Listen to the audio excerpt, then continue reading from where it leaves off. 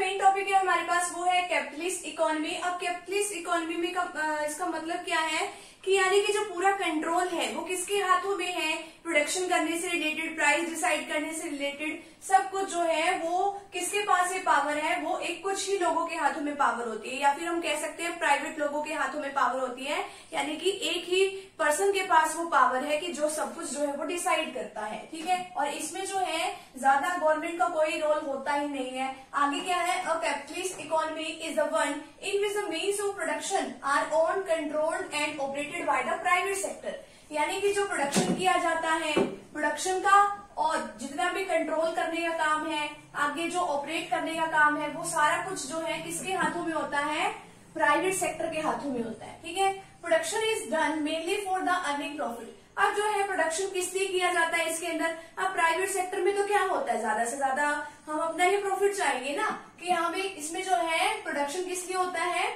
ज्यादा profit earn करने के लिए। So the central problems what, ठीक है, how and for whom to produce, ठीक है, क्या प्रोड्यूस किया जाए, कैसे प्रोड्यूस किया जाए, किसके लिए प्रोड्यूस किया जाए, are sold through the market forces of demand and supply. ये तो डिमांड और सप्लाई के अकॉर्डिंग हम अपने आप देख लेते हैं कि कहाँ कहाँ पे हमें प्रोडक्शन करना है, कैसे करना है, क्या प्रोडक्शन करना है, किसके लिए करना है, ये सब काम जो है वो प्राइवेट सेक्टर ही डिसाइड करता है। किसके बेसिस पे, डिमांड एंड सप्लाई बेसिस पे। अब आगे जो इसके अंदर मेन बातें हैं उसमें क्या है, प्राइवेट प्रॉपर्टी फर्स्ट इसके अंदर आता है। अब देखो प्राइवेट सेक्टर के हाथों में काम है तो प्राइवेट प्रॉपर्टी है, अपने आप ही वो कॉन्ट्रैक्ट कर लेते हैं, अपने नाम भी कोई भी वो असेट्स को सेल परचेज कर सकते हैं, ठीक है, अपने आप ही वो सब कुछ डिसाइड करते हैं। इनकी अपनी लैंड होती है, अपने इनके पास जो है अपने टूल्स होते हैं, या फिर हम कह सकते हैं अपने इक्विपमेंट होते हैं, अपने आप ही क्या कर लेते हैं, प्रोडक्शन करते हैं। आगे क्या है, प्राइस मैकेनिज्म। प्राइस जो है वो अपने आप डिसाइड करते हैं, किसके बेसिस पे, डिमांड एंड सप्लाई बेसिस पे, कि मार्केट में कितनी डिमांड है, ठीक है, इस चीज की कितनी सप्लाई, तो उसके बेसिस पे जो है इसमें प्राइस डिसाइड होता है। फ्रीडम ऑफ एंटरप्राइज, वो खुद जो चाहे वो जिस भी चीज का चाहे वो बिजनेस कर सकते हैं, उसके ऊपर कोई कंट्रोल नहीं है कि आपको ये नहीं ये बिजनेस करना है, उनका जो भी दिल चाहता है वो बिजनेस कर सकते हैं। नेक्स्ट है प्रॉफिट मोटिव। इनका मेन मोटिव होता ही क्या है, प्रॉफिट ज्यादा से ज्यादा अर्न करना। सोवर्जिनिटी ऑफ द कंज्यूमर, अभी कंज्यूमर को भी देख लेते हैं। अब कंज्यूमर इनको क्या कहता है कि हाँ भी जो मैं गुड्स चाहता हूँ वो आप मेरे लिए प्रोड्यूस करो, ठीक है। वो कौन सी गुड्स चाहता है कि जिससे उसकी जो वांट्स है वो सेटिस्फाई होती है, तो वही गुड्स ये जो है बनाने की कोशिश करते हैं, क्योंकि इनको भी तो प्रॉफिट चाहिए। नेक्स्ट है labour as a commodity. Labour को भी कमोडिटी के रूप में जाना जाता है, क्योंकि इसमें क्या है, फैक्टर ऑफ प्रोडक्शन होते हैं, उसमें लैंड, लेबर, कैपिटल, एंटरप्रेन्योर होता है ना, तो उसमें लेबर को भी जो फैक्टर ऑफ प्रोडक्शन में भी जाना जाता है, और उसके बदले में वो क्या ले लेता है, अपने वेजेस या सैलरी ले लेता है। नेक्स्ट है नो गवर्नमेंट इंटरफेरेंस।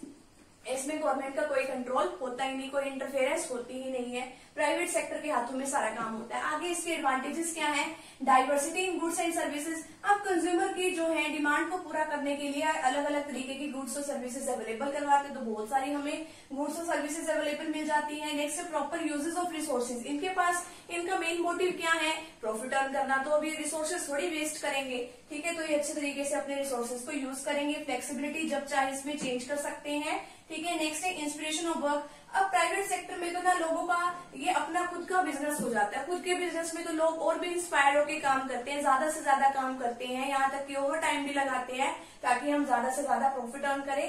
तो ये इनको क्या मिलती है, प्रेरणा मिलती है कि हम काम करें। नेक्स्ट है राइज इन लिविंग स्टैंडर्ड। अब क्या होता है कि कई बार गुड्स को मतलब कि ह्यूमन वांट्स को सेटिस्फाई करने के लिए हम ज्यादा से ज्यादा जो है प्रोडक्शन कर देते हैं। ज्यादा प्रोडक्शन होने से कई बार क्या होता है, सस्ती चीजें भी बन जाती है, क्योंकि उसकी प्रोडक्शन कॉस्ट कम आने लगती है, तो उसकी वजह से मार्केट में सप्लाई होंगी। अगर मार्केट में सप्लाई करेंगे हम उन गुड्स को, तो ज्यादा से ज्यादा लोग खरीदेंगे, तो उससे उनका लिविंग स्टैंडर्ड क्या होगा, बढ़ेगा। नेक्स्ट है limitation, unequal distribution of income and wealth. अब अनइक्वल डिस्ट्रीब्यूशन है। अब अनइक्वल किस तरीके से है, जो अमीर लोग हैं वो तो और अमीर बनते जा रहे हैं, ठीक है, वो तो अपनी इंडस्ट्री सेटअप करके और प्रॉफिट अर्न कर लेंगे। अब बेचारा जो गरीब है वो तो गरीब का गरीब ही रह गया, ठीक है, तो ये अनइक्वल डिस्ट्रीब्यूशन है। नेक्स्ट है क्लास कंफ्लिक्ट। क्लास कंफ्लिक्ट में भी यही है कि जो सोसाइटी है उसको दो पार्ट्स में बांट दिया गया, अमीर और गरीब के बेसिस पे, ठीक है। नेक्स्ट है एक्सप्लॉयटेशन ऑफ वर्कर्स। अब जो है वर्कर जो इन्होंने अपने काम पे लगा लिए हैं उनका ये बहुत ज्यादा शोषण करते हैं, उनसे बहुत ज्यादा काम लेते हैं।